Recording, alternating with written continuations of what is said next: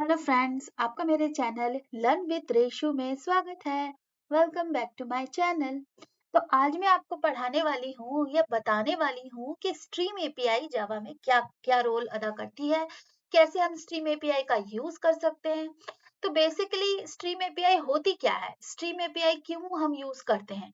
तो उससे पहले हमें ये समझना पड़ेगा कि हम कलेक्शन ऑफ डाटा, मतलब जब हम डाटा को प्रोसेस करते हैं, एक एक ऐसा डाटा जिसमें काफी सारी इंफॉर्मेशन हो एक साथ, तो कलेक्शन ऑफ डेटा को जब हम प्रोसेस करते हैं तो हम जावा 8 में स्ट्रीम एपीआई के थ्रू कर सकते हैं।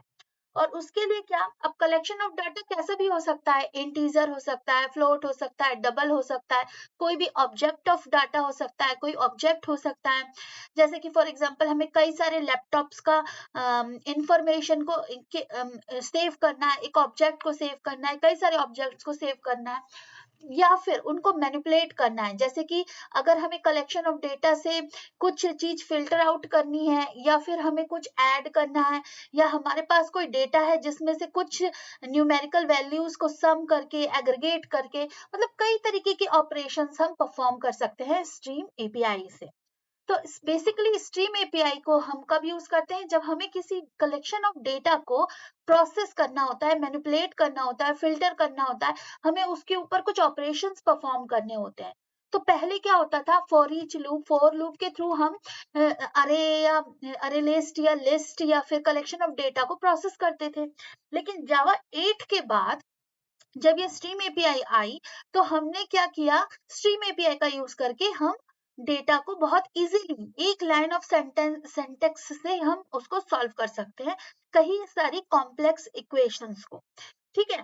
तो अब मैं ज्यादा आपको थियोरेटिकली नहीं समझाऊंगी और इसको प्रैक्टिकली आपको कोड में करके दिखाती हूँ। तो चलिए शुरू करते हैं। तो जैसे कि मैंने आपको बताया कि स्ट्रीम एपीआई से हम कई सारी टास्क परफॉर्म कर सकते हैं, तो उनमें से पहला चीज है जो मैं आपको बताऊंगी, फॉर ईच लूप। कैसे आप एक स्ट्रीम एपीआई से एक लिस्ट ऑफ इंटीजर्स का फॉर ईच लूप बहुत आसानी से कर सकते हैं। तो देखो, जैसे कि यहाँ पर मेरे पास एक लिस्ट है नम्स नाम की, जिसमें मेरे पास पांच वैल्यूज हैं जिसको मैंने इनिशियलाइज कर दिया है। अब अगर मैं यहाँ अब अगर मुझे इस नम लिस्ट को प्रिंट करना है, एक एक एलिमेंट को, तो अगर मैं सिंपल फॉर लूप का यूज करूंगी, i is equals to 1, i is less than और equal to blah blah blah, that will be lengthy process. But हम स्ट्रीम एपीआई के थ्रू कितनी आसानी से इस लिस्ट के हर एक एलिमेंट को प्रिंट कर सकते हैं, वो देखते हैं। तो देखिए, मैं क्या करूंगी, nums डॉट फॉर ईच, और यहाँ पर मैं यूज करूंगी लैम्डा एक्सप्रेशन का। तो एन, और यहाँ पर एन डैश और ये एरो लगा के जब हम यूज करते हैं, तो ये क्या रिप्रेजेंट करेगा, ये हर एक एलिमेंट को रिप्रेजेंट करेगा वन बाय वन। ठीक है। अब यहाँ पर मैं simple system dot out dot print ln, and then मैं यहाँ एन को प्रिंट कर दूंगी।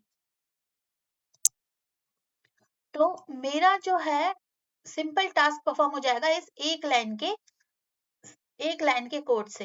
कैसे, अब मैं इसको सेव कर देती हूँ और इसे मैं रन करती हूँ।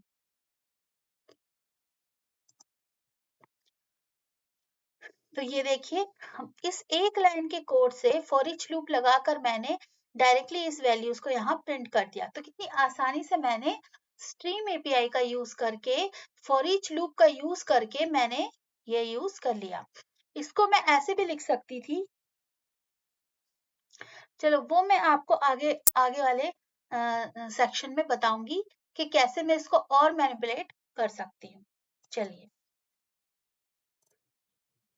तो जैसे कि अभी मैंने आपको सिंपल एक लिस्ट में फॉर ईच लूप लगा के बताया, तो मैं इसको एक एक और तरीके से स्ट्रीम एपीआई का यूज करके कैसे मैनिपुलेट कर सकती थी, वो अब मैं आपको बताती हूँ। तो देखिए, जैसे कि हमारे पास नम है, अब अगर हम चाहें तो इस नम को ही चेंज कर सकते हैं, मैनिपुलेट कर सकते हैं इसकी वैल्यू को, जो कि सही नहीं है। तो हमें बेसिकली इस नम का स्ट्रीम बनाना होगा और फिर उससे हम इन वैल्यूज को मैनिपुलेट करेंगे। ताकि ये इम्यूटेबल रहे। तो कैसे? तो सबसे पहले हम क्या करेंगे, स्ट्रीम ऑफ इंटीजर्स लेंगे, ठीक है, और मैं इसका नाम दूंगी डेटा। और अब मैं क्या करूंगी, पहले मैं इसको इंपोर्ट कर लेती हूँ, और अब मैं क्या करूंगी, nums डॉट स्ट्रीम, इस मेथड को कॉल करूंगी। अब जैसे ही मैं इस मेथड को कॉल करती हूँ, तो ये जो num की वैल्यू है वो एक स्ट्रीम क्रिएट कर देगी यहाँ पर डेटा में।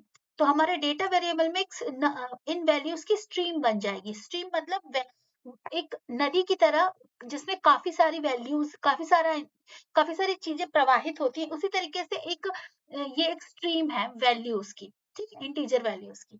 तो अब अगर मैं यहाँ पर डेटा डालूं, तो अब इस ये स्ट्रीम ऑफ इंटीजर पे मैंने फॉर ईच लूप लगाया, तो ये मुझे सेम रिजल्ट्स देगा जो अभी हमें मिला है।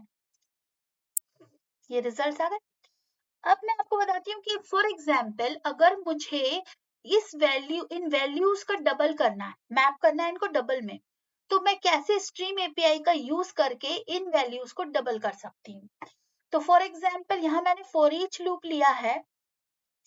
इसके पहले मैं क्या करूंगी, यहाँ पर मैप फंक्शन को कॉल करूंगी, और इस मैप फंक्शन में मैं क्या करूंगी, n2,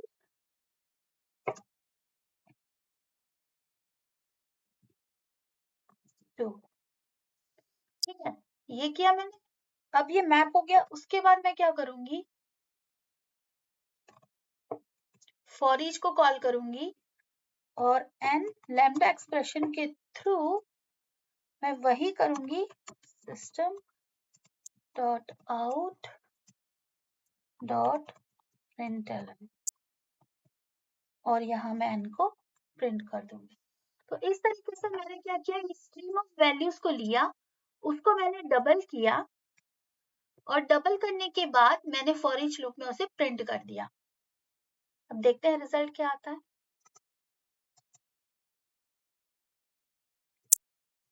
तो ये देखिए, यहाँ पर जो मेरी वैल्यूज थी उसका डबल हमें आउटपुट में मिल गया। तो इस तरीके से हमें अगर कोई लॉजिक लगाना होता है, तो वो हम मैप में लगा सकते हैं, मैप कर सकते हैं, उसमें कोई लॉजिक क्रिएट कर सकते हैं, और फिर उसको प्रिंट आउट कर दिया हमने उन्हीं वैल्यूज को। ये स्ट्रीम ऑफ वैल्यूज क्रिएट हुई, जिसका हमने लॉजिक यहाँ पर क्रिएट किया। यहाँ पर उसको जो भी लॉजिक हमें बनाना है हमारे स्ट्रीम पर, वो हमने यहाँ लिखा, और फिर हमने उस वैल्यूज को एक एक करके प्रिंट कर दिया। तो ये तो हो गया मैप फंक्शन हम स्ट्रीम एपीआई में कैसे यूज करते हैं। इसके बाद मैं आपको बताती हूँ कि कैसे हम फिल्टर को यूज करते हैं। तो फॉर एग्जाम्पल अगर मान लो मुझे मेरी इस लिस्ट में से कुछ वैल्यूज को फिल्टर करना है, तो जैसे अगर मैं यहाँ पर उन वैल्यूज को फिल्टर करूं जो डिवाइडेड बाय 2 हैं, तो और और जो बची हुई वैल्यू है उनका मैं डबल करके प्रिंट कर दूं, ये करना है, तो मैं कैसे स्ट्रीम एपीआई के थ्रू कर सकती हूँ। तो जैसे ये मेरे पास डेटा, ये स्ट्रीम ऑफ डेटा है, इसके बाद मैं यहाँ पर लगाऊंगी डॉट फिल्टर, ये फिल्टर मेथड में कॉल करूंगी, और इस फिल्टर मेथड में मैं अपना लॉजिक लगाऊंगी कि n डिवाइड n मोड 2, ठीक है, इज इक्वल्स टू 0। तो जो हमें वो वैल्यूज फिल्टर करनी है जो कि 2 से डिवाइडेड होने पर 0 हमें उसका रिटर्न दे, ठीक है। तो तो अब मैं इसको सेव करके रन करती हूँ, तो मेरे पास ये देखिए 8 और 16 वैल्यू आई। मतलब यहाँ पर इसने वो वैल्यूज फिल्टर कर दी जो 2 से डिवाइडेड हैं, उन वैल्यूज को लिया, उसको फिर 2 से इंटू किया, उन वैल्यूज को फिल्टर किया जो 2 से डिवाइडेड है, मैं फिर से बता रही हूँ, उन वैल्यूज को लिया, फिर उसमें उसको डबल किया, और फिर एक एक करके प्रिंट कर दिया। अब अगर मैं यहाँ पर नॉट इक्वल टू का कंडीशन लगा देती हूँ तो क्या आता है, तो ये उन वैल्यूज को लेगा अब जो कि 2 से डिवाइडेड नहीं है। तो इसमें 5, 7 एंड 9 2 से डिवाइड नहीं है, तो इसने उन वैल्यूज को फिल्टर किया, मतलब जो वैल्यूज 2 से डिवाइडेबल नहीं है उनको लिया और फिर उसको डबल किया और फिर फॉर ईच लूप से प्रिंट कर दिया। तो ये आप देख रहे हैं कि सिर्फ एक लाइन के कोड से मैंने अपना सारा लॉजिक क्रिएट कर दिया है। कितनी सिंपली मैंने स्ट्रीम एपीआई का यूज करके ये सारा लॉजिक बना दिया। तो अब अगर मुझे यही काम करना है, यहाँ से इस लाइन को भी हटाना है, इसको और अच्छा कोड बनाना है, तो मैं इसको हटा देती हूँ और इसको भी हटा देती हूँ और यहाँ मैं लिखती हूँ nums डॉट स्ट्रीम। अब अगर मैं इसको ये, तो अब एक लाइन के कोड से मेरा, इसको मैं थोड़ा और अच्छे से लिख देती हूँ। तो सबसे पहले तो हो गया हमारा फिल्टर, फिर हमारा हो गया मैप फंक्शन और उसके बाद फॉर ईच लूप। तो ये हो गया हमारा, ये हो गया हमारा पूरा लॉजिक। सिर्फ मतलब हमारा कितना सारा लॉजिक है इसमें, इसमें सबसे पहले तो हम फिल्टर कर रहे हैं, उसके बाद फिर हम उसमें लॉजिक लगा रहे हैं कि एक एक वैल्यू को डबल कर रहे हैं, उसके बाद उसको प्रिंट कर रहे हैं। तो ये 3 लॉजिक हमने एक लाइन के कोड में लिख दिया और यही इसकी सिंप्लिसिटी और मैजिक है कि स्ट्रीम एपीआई से हम कितनी आसानी से डेटा को, कलेक्शन ऑफ डेटा को मैनिपुलेट कर सकते हैं। अब मैं अगर इसको फिर से रन करूं तो इसमें कोई भी डिफरेंस नहीं होगा, सेम वैल्यूज प्रिंट होके आ गई। ठीक है, तो ये तो हो गया हमारे स्ट्रीम का फिल्टर, मैप और फॉर ईच लूप। इसके साथ साथ हम और क्या क्या कर सकते हैं स्ट्रीम में, तो इसमें हम जैसे अब फॉर एग्जाम्पल यहाँ पर मैं इसको 2 से मल्टीप्लाई कर रही हूँ मैप में। अब अगर मुझे कुछ ऐसा चाहिए कि हम वैल्यूज को ऐड करें, चलिए तो मैं उसमें क्या करती हूँ, तो सपोज अब मुझे ये करना है कि इस स्ट्रीम ऑफ वैल्यूज की मुझे पहले तो फिल्टर करना है, उसके बाद मुझे उसको डबल करना है और डबल करने के बाद मुझे क्या करना है, उनको ऐड कर देना है। ठीक है, अब मुझे जो भी वैल्यूज आई उनको ऐड कर देना है, ये करना है। तो और उसको फिर प्रिंट करना है। तो वो करने के लिए मेरे पास एक और फंक्शन है, ये फॉर ईच हटाकर मैं लिखूंगी रिड्यूस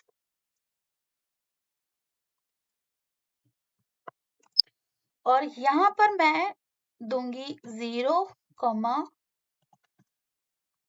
सी, ई। अब ये सी, ई क्या है वो मैं आपको बताती हूँ। तो इस तरीके से ये हो गया। अब इसमें सी और ई क्या है और ये 0 क्या है, तो ये क्या करता है बेसिकली, रिड्यूस मेथड क्या करता है, हमारी जो भी वैल्यूज आएंगी, जैसे पहली वैल्यू आई तो पहली वैल्यू में क्या करेगा, ये 0 को ऐड कर, 0 प्लस पहली वैल्यू, 0 प्लस पहली वैल्यू प्लस दूसरी वैल्यू। तो ये जो रिटर्न कर मतलब ये कुछ इस तरीके से करेगा, 0 प्लस फॉर एग्जाम्पल अब हमारे पास कौन सी वैल्यू आएगी 5, तो पहले 5 करेगा और उसके बाद फिर इक्वल्स टू और उसके बाद फिर 5 प्लस 5 प्लस 14, मतलब मैं अभी डबल करके नहीं बता रही हूँ, ये वाला स्टेप मैंने हटा दिया है। तो ऐसे करके ये प्लस करता जाएगा यहाँ पर, तो 0 से शुरुआत करेगा और फिर 5 को 14, फिर 14 को 18, ऐसे प्लस करता जाएगा। ठीक है, तो ये इसका प्रोसीजर है। तो ये दो वैल्यूज होगी, एक इनपुट वैल्यू और एक आउटपुट वैल्यू। तो जैसे हमने 0 दिया, 0 से इनिशियलाइज किया, पहले हमारी आ गई 5 इनपुट वैल्यू। ठीक है, तो 5 प्लस 0 कितना हो गया 0, तो ये आउटपुट वैल्यू क्या हो गई 5। अब फिर क्या होगा, फिर इसमें फिर ये ई पे 5 आ गई। अब क्या होगा, फिर से सी में कौन सी वैल्यू आएगी 8, नहीं 7, फिर 7 प्लस ई 5, तो ऐसे करके ये प्लस होती जाएगी। तो रिड्यूस का ये काम है, लेकिन यहाँ पर रिड्यूस हमें क्या रिप्लाई दे रहा है, इंटीजर में रिटर्न कर रहा है। तो हमें यहाँ पर क्या करना होगा, इंटीजर, और यहाँ पर हम इंट रख लेते हैं, ओ सॉरी, इंटीजर नंबर, कुछ भी कोई वेरिएबल को नाम दे दिया, तो ये हमारे पास नंबर में इसकी टोटल वैल्यू आ जाएगी। अब इस नंबर को मुझे प्रिंट करना है, तो मैं क्या करूंगी, सिंपल, या फिर मैं एक और काम कर सकती हूँ, system dot out dot println, और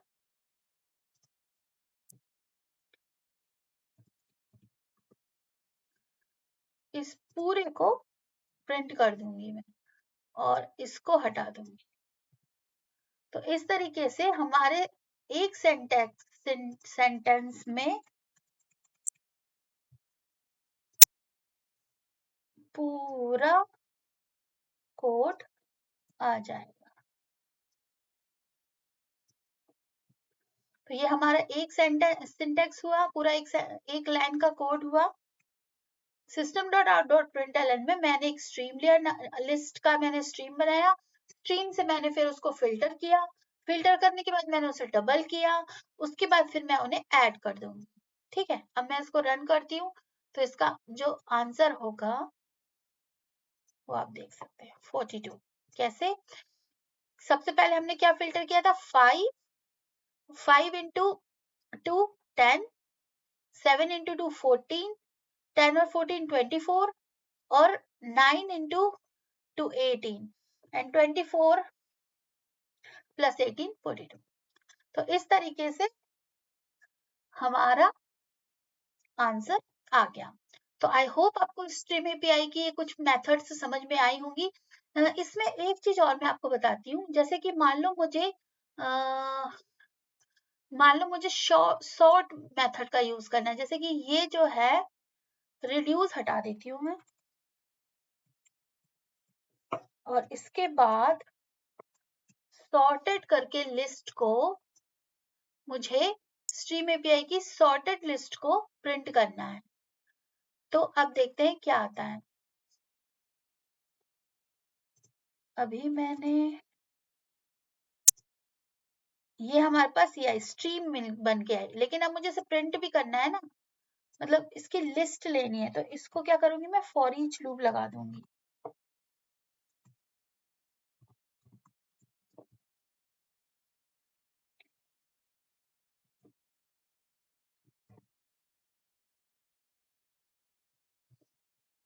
इसको मैं यहां से लेती हूँ, और यहाँ मैं एन दे दूंगी। तो इस तरीके से मैंने पहले क्या किया, लिस्ट का स्ट्रीम बनाया, स्ट्रीम को फिल्टर किया, फिल्टर करके उसको डबल किया, फिर मैं उसको सॉर्टेड करके और फिर फॉर ईच लूप के थ्रू से प्रिंट कर दूंगी। तो मैं इसको थोड़े और अच्छे से लिख देती हूँ। पहले मैंने फिल्टर किया, उसके बाद मैंने इसको मैप किया, फिर मैं इसको सॉर्टेड कर रही हूँ, फिर मैं इसको फॉर ईच लूप लगा के प्रिंट कर रही हूँ। तो अब इसको मैं प्रिंट करती हूँ, तो ये देखिए सॉर्टेड में मतलब पहले 10, फिर 14, फिर 18, ये शॉर्टेड फॉर्म में हमें प्रिंट होके आ गया। तो देखिए कितने लॉजिक है। अगर मैं इसको फॉर लूप या फॉर ईच लूप के थ्रू बनाने की कोशिश करूंगी, तो ये बहुत लंबी लाइंस ऑफ कोड हो जाएंगी, खूब सारी कोड कोड लिखना पड़ेगा। लेकिन इसमें स्ट्रीम एपीआई यूज करके हमने कितनी आसानी से एक लाइन में ही सारी चीजें परफॉर्म कर दी। तो आई होप आपको स्ट्रीम एपीआई का थोड़ा कॉन्सेप्ट समझ में आया होगा। और इसी के साथ अगर आपको मेरे चैनल के वीडियोस पसंद आते हैं, तो आप वीडियोस को लाइक कर सकते हैं, कमेंट कर सकते हैं, और आप में से जो भी ये वीडियो पहली बार देख रहा है, वो मुझे बताइए कमेंट बॉक्स में आके कि आपको कैसा लगा। और अगर जिसने पहले स्ट्रीम एपीआई का यूज किया हुआ है, तो आप मुझे कमेंट करके बताइए कि आपको कैसा लगा। तो इसी के साथ thank you very much, bye bye.